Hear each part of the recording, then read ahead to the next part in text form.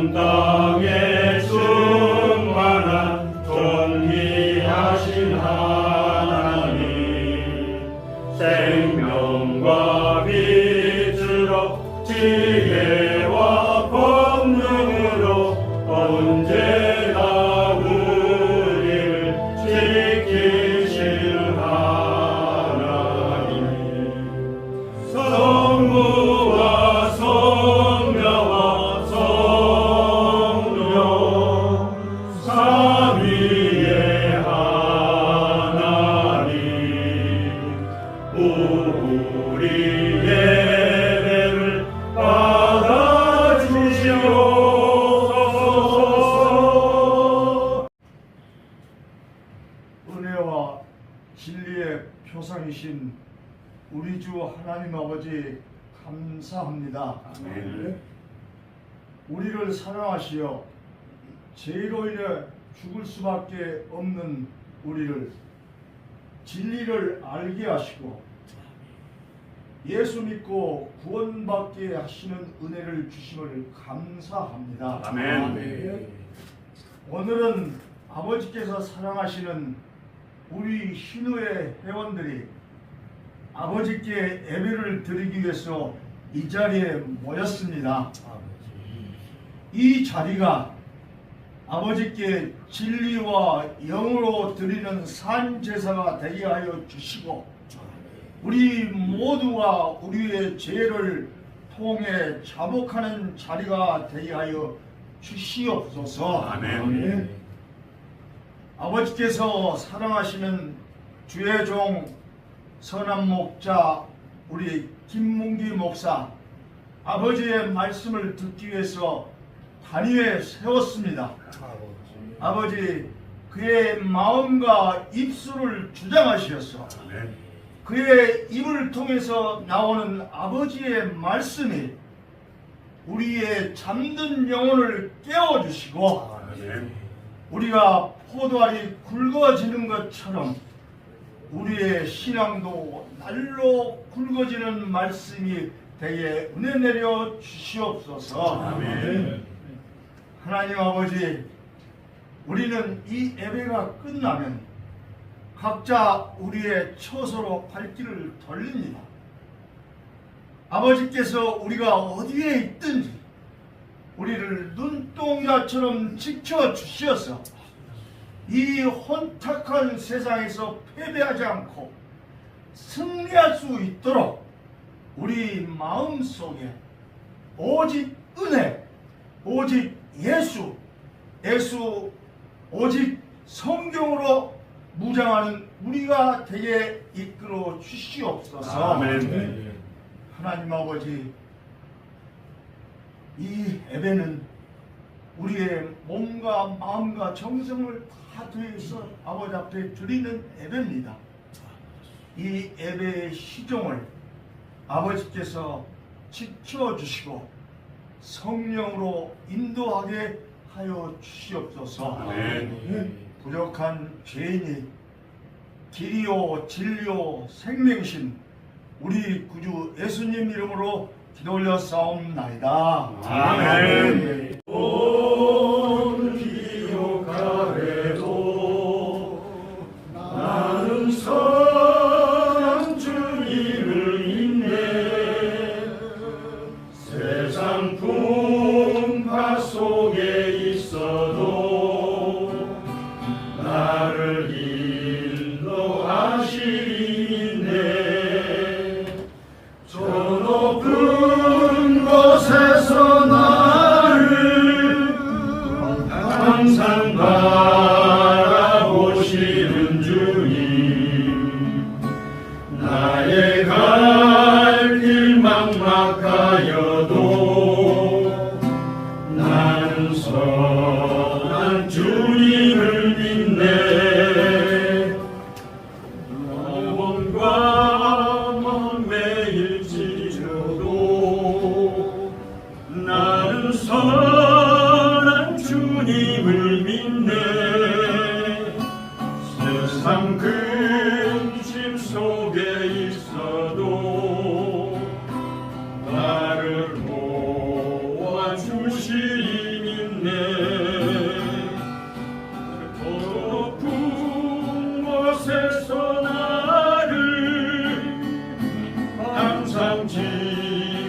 주시는 주님 나의 갈 길 멀고 내도 나는 선한 주님을 믿네.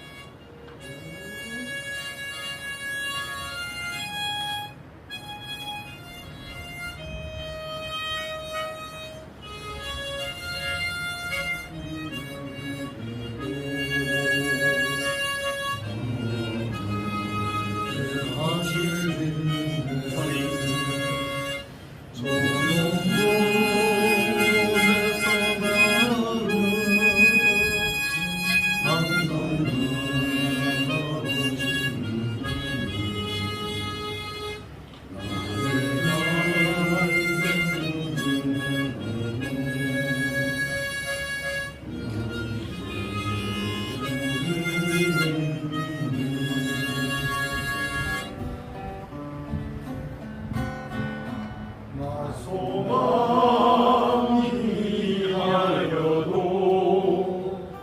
나는 선한 주님을 믿네.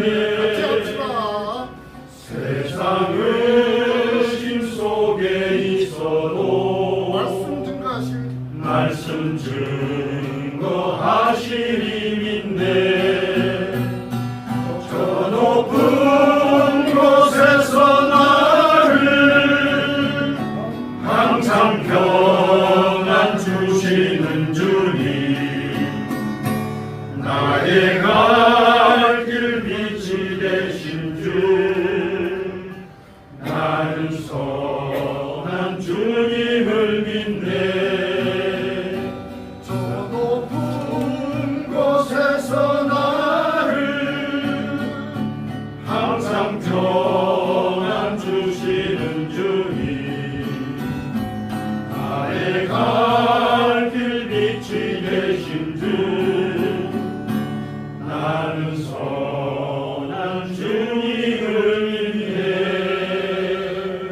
나는 선한 주님을 믿네. 아멘. 우리 동문들께서 다가오는 8월 29일이 무슨 날인지 잘 아실 겁니다. 1910년 8월 29일 일제에게 국권을 강탈당한 경술 국치일입니다. 다시는 이 땅에 이런 비극이 일어나지 말기를 기도하면서 오늘 말씀을 전하고 얘기합니다. 몇 가지 역사적인 사실을 알면 본문을 이해하는 데 도움이 됩니다. 느헤미야서는 BC 445년부터 바벨론에서 돌아와 BC 432년 이래 제약에 물든 도성 예루살렘과 지방을 정화시키려고 분투한 BC 420년경까지 20년간을 다루고 있습니다. 이 에스라와 느헤미야는 느헤미야 8장 1절부터 9절 또 12장 26절에 나오는 같은 시대 인물입니다. 느헤미야가 술잔을 따라 올리는 일로 섬겼던 아닥사스다 1세는 에스더를 왕비로 삼은 아하수에로 왕의 아들입니다. BC 458년 봄 에스라는 아닥사스다 왕의 도움으로 유대인을 이끌고 예루살렘에 돌아와 예루살렘 성전을 재건합니다. 이것은 스가랴 4장 7절부터 16절에 의하면 르훔과 심세의 분노를 일으켜 아닥사스다 왕에게 성전 건축을 반대하는 고소장을 올리게 했습니다. 스가랴 44장 21절에 왕은 다시 조서를 내릴 때까지 건축 중지를 명령합니다. 스가랴 4장 23절 또 느헤미야 1장 3절에 르훔과 심세는 즉시 예루살렘으로 돌아와 무력으로 건축을 중지시키고 성벽을 파괴하고 성문을 불살랐습니다. 이 재난 소식에 느헤미야는 충격을 받고 하나님 앞에 무릎을 꿇습니다. 느헤미야는 페르시아의 아닥사스다 왕이 유다의 총독으로 파견한 유대인으로 아닥사스 왕 20년에서 32년까지, 즉 BC 444년부터 432년까지 자신과 연관된 여러 사실을 느헤미야서에 기록한 겁니다. 느헤미야는 예루살렘에 남아있는 자들이 환난을 당하고 능욕을 받고 성은 무너지고 성문을 불탔다는 말을 듣고 깊은 걱정에 쌓입니다. 그의 걱정은 얼굴에 나타났고 그의 수심을 본 왕은 느헤미야가 예루살렘 총독으로 갈 수 있게 해줍니다.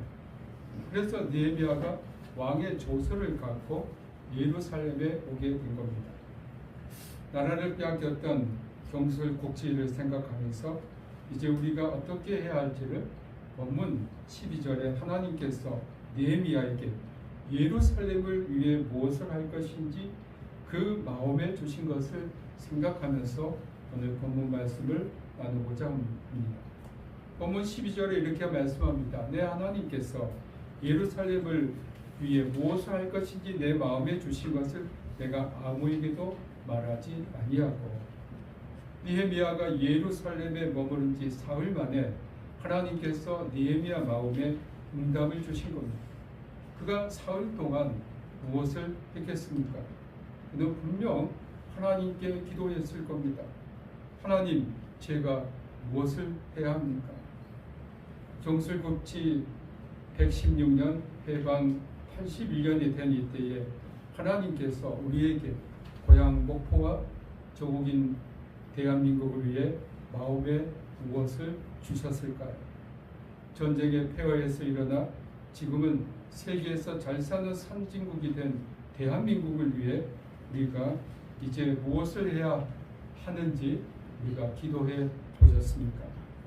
하나님께서 느헤미야에게 주신 것은 황폐된 예루살렘 성을 다시 건축하는 것이었습니다. 느헤미야는 예루살렘 성이 얼마나 파괴되었는지 그 실태를 파악하기 위해 아무에게도 말하지 않고 밤에 몇몇 사람과 함께 예루살렘 성을 둘러보았습니다. 그가 살펴본 예루살렘 성의 상태는 심각했습니다. 성벽이 다 무너졌고 성문이 불탔습니다. 느헤미야는 예루살렘 성을 다시 건축해야 하는 이유를 17절에서 이렇게 말합니다. 다시 수치를 당하지 말자. BC 587년, 86년에 바벨론인들에게 의한 예루살렘 성의 함락과 성전 파괴는 유대 민족에게 큰 수치였습니다. 그들은 하나님께서 특별히 택한 민족이라는 자부심이 있었습니다. 예루살렘 성이 무너지고 성전이 파괴된 것은 그들의 자존심과 마음의 고향과 같은 민족적 자산이 사라진 것입니다. 이 일로 인해서 얼마나 많은 이방인들이 유대인들을 조롱했겠습니까? 너희들 하나님 선택한 민족이라는데 너희들 지금 그 꼴이 얼마나 비참한가. 그들은 많은 조롱과 수치를 당했던 겁니다. 느헤미야는 비장한 마음으로 이렇게 말합니다. 자, 예루살렘 성을 건축하여 다시 수치를 당하지 말자. 1910년 호가비의 나라를 통째로 일본에게 빼앗긴 우리 민족은 말로 표현하기 어려운 고통을 겪었습니다.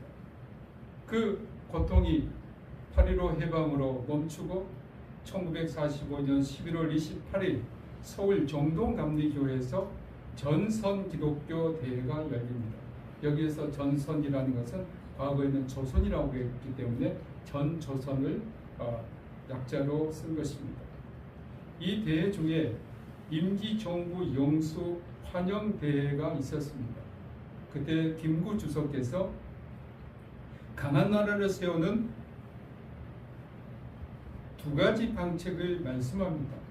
그것은 건국과 건교를 동시에 해야 한다고 주장하십니다. 교화가 있는 나라는 아름다운 나라요, 강한 나라이기 때문입니다. 특히 김구 주석께서는 경찰서열을 세우지 말고 교회 하나를 세우라고 했습니다.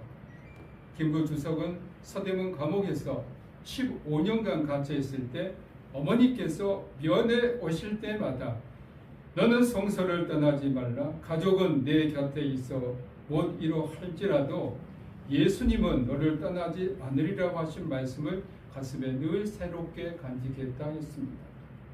김구 주석은 망하지 않는 강한 나라를 세우기 위해서는 성서 위에 세워야 한다고 하셨습니다. 그렇습니다. 느헤미야가 다시 수치를 당하지 말자 하고 예루살렘 성을 재건축하는 것처럼 우리나라가 다시 외세의 지배를 받지 않고 그들의 놀림감이 되지 않기 위해서는 하나님의 말씀 성서 위에 이 나라를 세워야 합니다. 느헤미야는 하나님께서 자기 마음에 주신 것인 예루살렘 성 재건축을 아무에게 말하지 않고 있다가 드디어 18절에서 털어놓습니다. 즉 하나님의 선한 손이 자신을 도운 것과 아닥사스다 왕이 자신에게 한 말을 유대 방백들에게 전한 겁니다. 이에 대해서 방백들은 성을 다시 건축하기로 결의합니다. 그러나 이러한 선한 뜻과 의지가 언제나 아무 일 없이 진행되는 것은 아닙니다. 이 일을 반대하는 사람이 있길 마련입니다. 19절에는 성을 건축하는 일에 대한 반대를 말하고 있습니다. 반대하는 자들은 반대만 할 뿐 아니라 모함까지도 했습니다. 성을 쌓아 왕을 배반하려고 한다는 겁니다. 오늘에도 마찬가지입니다. 선한 일, 하나님의 일에는 항상 원수마귀가 보이지 않게 사람들의 마음을 집요하게 조종합니다. 요한복음 12장 2절에 마귀가 벌써 시몬의 아들 가룟 유다의 마음에 예수를 팔려는 생각을 넣었더니라고 했습니다. 마귀는 사람의 마음을 조종하고 그 마음에 있는 바를 생각으로 옮기고 생각한 바를 행동하게 합니다. 우리가 영적으로 분별하지 못하고 우리의 행동이 정의롭고 하나님의 뜻이라고 착각하기 쉬운데 그 뒤에는 마귀가 조종하는 겁니다. 마귀는 사람들의 마음을 조종해서 분열, 분리, 거짓, 선동을 일으켜 공동체를 어지럽게 하고 파괴합니다. 그래서 디모데전서 3장 7절에 사도 바울은 마귀의 올무에 빠질까 염려하라고 했습니다.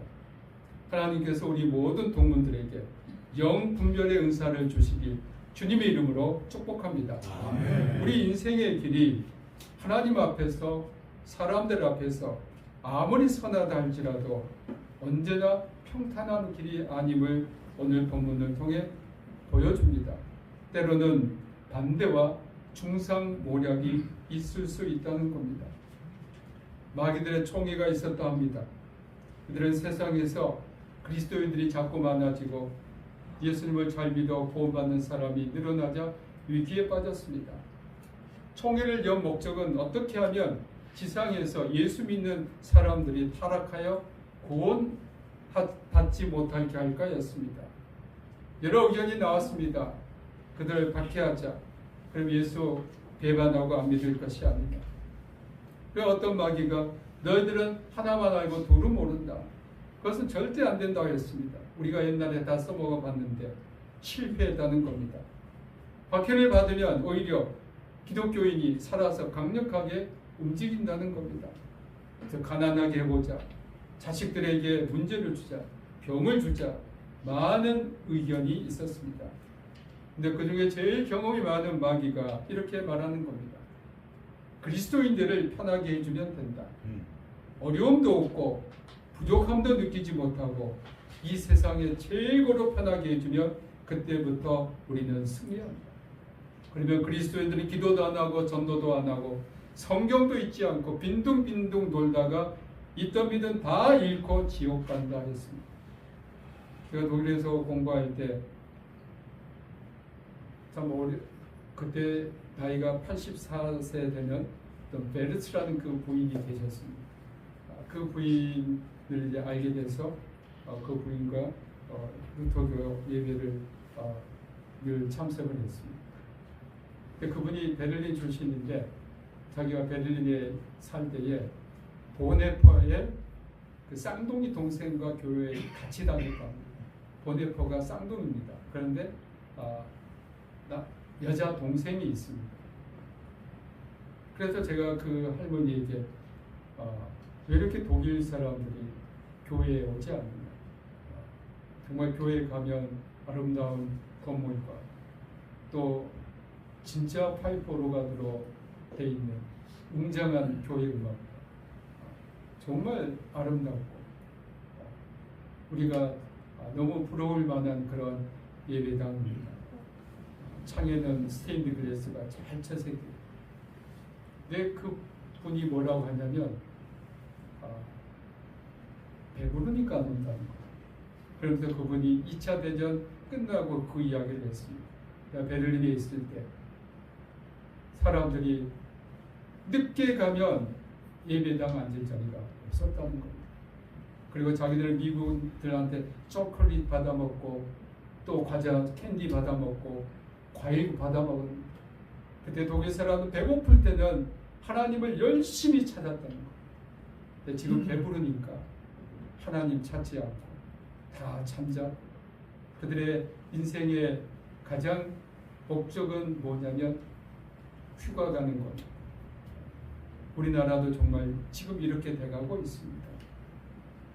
우리가 배부르면 하나님 더 열심히 찾고 하나님 의지하고 믿을 것 같은데 하나님 떠나게 됩니다. 20절에서 느헤미야는 반대를 어떻게 극복하는지 우리에게 보여줍니다. 느헤미야는 하늘의 하나님이 형통케 하신다는 믿음이 있었습니다. 어떤 방해나 중상 모략과 반대가 있어도 하나님이 함께 하신다는 믿음입니다. 그리고 자신과 자신의 백성은 하나님의 종이니 하나님께서 하라는 대로 하면 된다는 믿음입니다. 그러므로 담대하게 반대하는 자들을 향해서 20절에서 오직 너희에게는 예루살렘에서 아무 기업도 없고 권리도 없고 기억되는 바도 없다고 선포할 수 있었습니다. 그래서 마치 마귀가 우리를 넘어뜨리려고 할 때 주 예수 그리스도의 이름으로 나는 하나님께 속했으니 너는 나에 대해서 아무런 권리가 없다고 선포하는 것과 같습니다. 폐허된 예루살렘 성을 재건하는 이 말씀을 통해서 우리에게 눈을 돌려보겠습니다. 우리의 마음이 황폐되어 있지 않습니다. 우리의 예배 생활이 바르게 세워져 있습니까? 하나님 앞에서 바른 양심과 마음이 세워져 있습니까? 아니면 비뚤어진 마음과 부정적이고 허황된 마음으로 가득 차 있나요? 우리나라 우리 사회는 어떤가요? 겉으로는 풍요하고 행복하게 보이는데 우리 안을 들여다보면 심히 황폐되어 있지 않습니까? 작은 가난한 자라 불리는 아시시의 프란체스코는 1205년 거의 폐허가 된 성 다미아누스 교회에서 십자가에 달린 그리스도 앞에서 무릎을 꿇고 기도하는 중 쓰러져가는 나의 집을 고치라는 주님의 음성을 듣습니다. 처음에 이 말씀의 의미를 예배당을 수리하라는 것으로 이해해서 건물 수리를 시작했습니다. 하지만 그 이후에 예수님이 선교를 위해 제자들을 보내시는 복음서 내용을 낭독하는 것을 듣다가 예수님의 말씀이 복음과 평화를 설교하면서 폐허된 교회를 재건하라는 말씀임을 깨닫고 1208년부터 순회 설교를 시작하고 프란체스코 수도회를 창설했습니다. 프란체스코는 경기가 크게 발전하던 당시의 사회 경제적 상황에서 가장 외면당했던 복음적 가치는 그리스도의 자발적인 선택하신 가난이었습니다. 부유한 상인의 아들이었던 그는 돈이 어떻게 사회를 타락시키는지 다른 누구보다 잘 알고 있었습니다. 돈은 사람에게 잘못된 욕망을 부추기고 잘못된 안정감을 갖게 함으로써 사람 사이의 관계를 왜곡시킨다 생각했습니다. 이런 확신의 기초에서 그는 급속하게 발전해가는 세계에서 부의 증가가 가져올 사회적 도덕적 위협에 대항하려면 무엇보다도 복음적 가난을 철저하게 실천해야 한다고 생각했습니다. 이런 의도에서 프란체스코는 아무것도 소유하지 않고 구걸하여 생활하는 탁발 수도회를 설립했던 겁니다.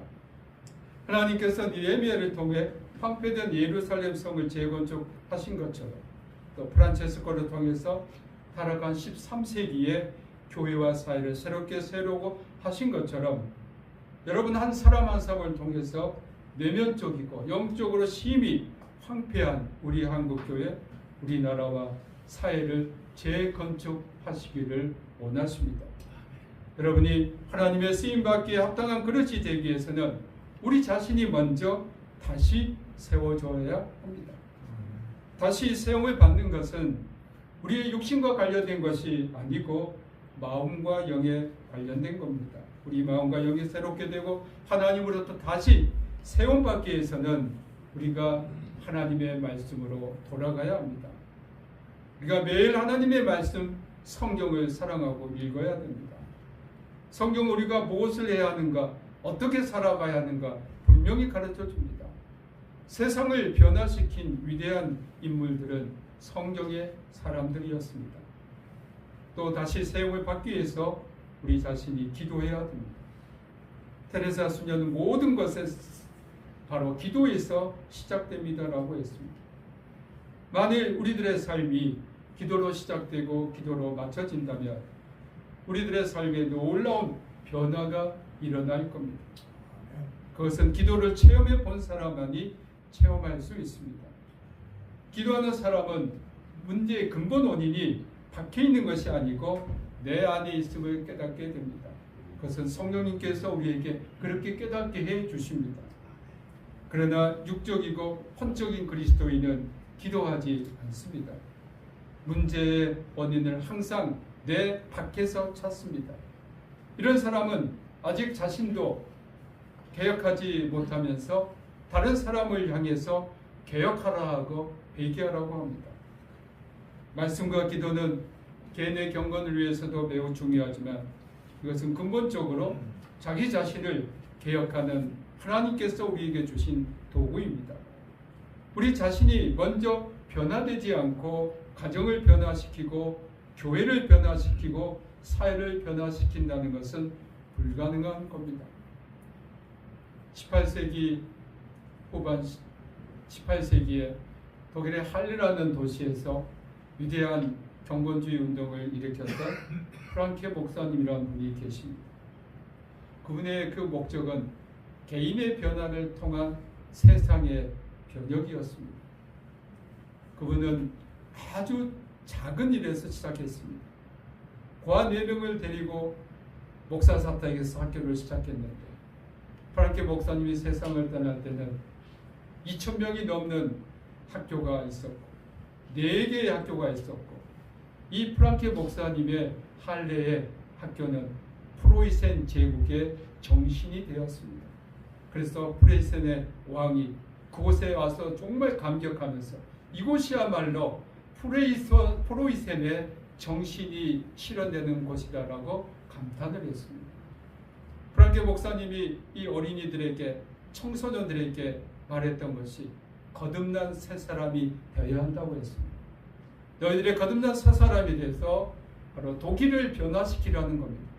이 프랑케 목사님의 교육을 받은 많은 젊은이들이 프로이센의 제국의 관리가 되고 장교가 되고 기업인이 돼서 오늘의 독일의 정신적인 근본을 만들었음을 많은 독일의 사회학자들, 역사학자들이 말하고 있습니다.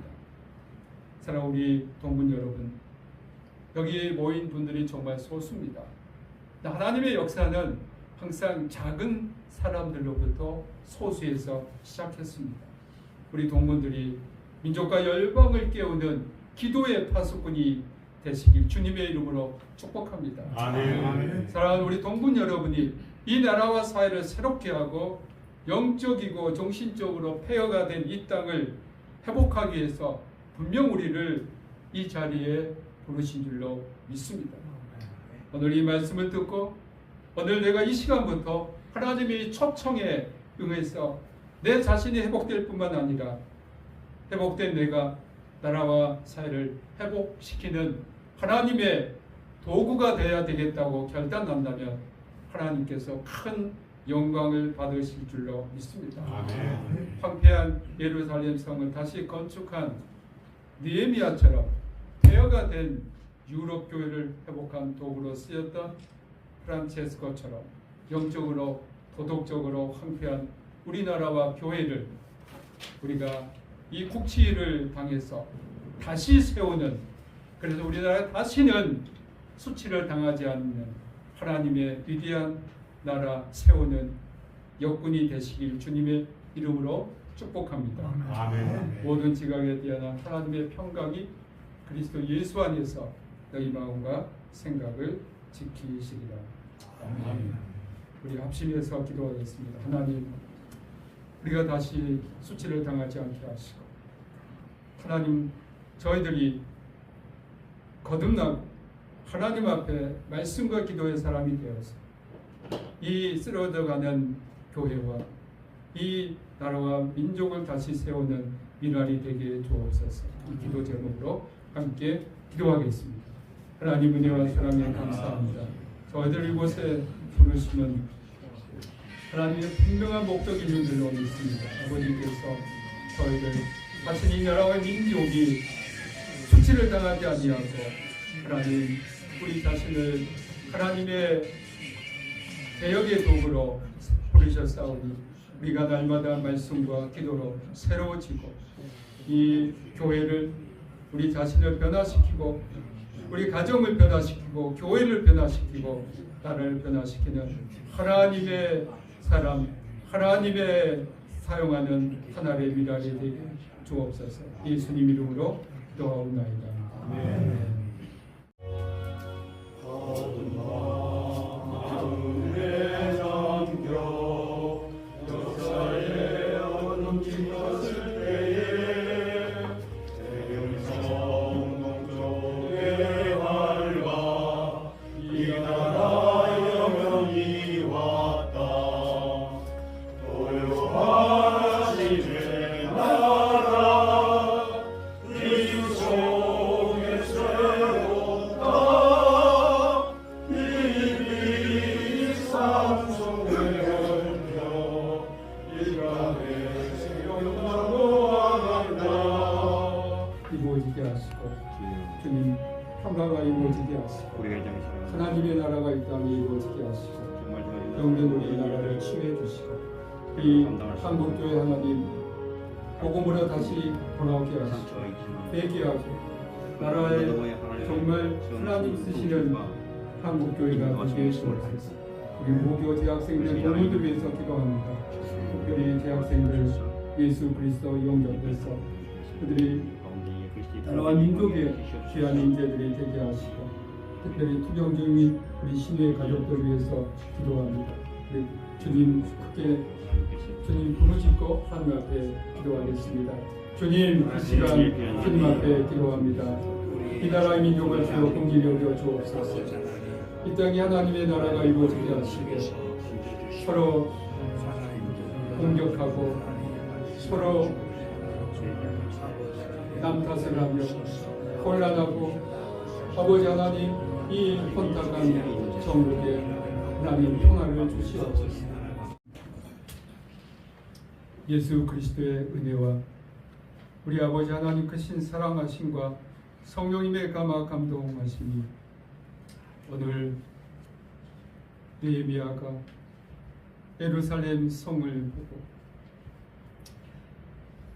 다 무너지고 다 쓰러진 이 성을 보고 다시 수치를 당하지 아니하고 다시 세우는 이 거룩한 마음을 가지고 유대의 민족들에게 호소한 것처럼 우리가 쓰러진 영적으로 피폐해지고 영적으로 타락한 이 나라와 민족 교회를 보고 다시 수치를 당하지 아니하고 하나님 보시기에 합당한 나라와 민족을 다시 세우기로 다짐하는 여기에 모인 우리 모든 동문들과 그들의 가족과 섬기는 교회와 이 나라와 이 민족과 북한에서 고난당한 우리 믿음의 형제 자매들에게 지금부터 영원토록 함께하기를 축원하옵나이다. 아멘.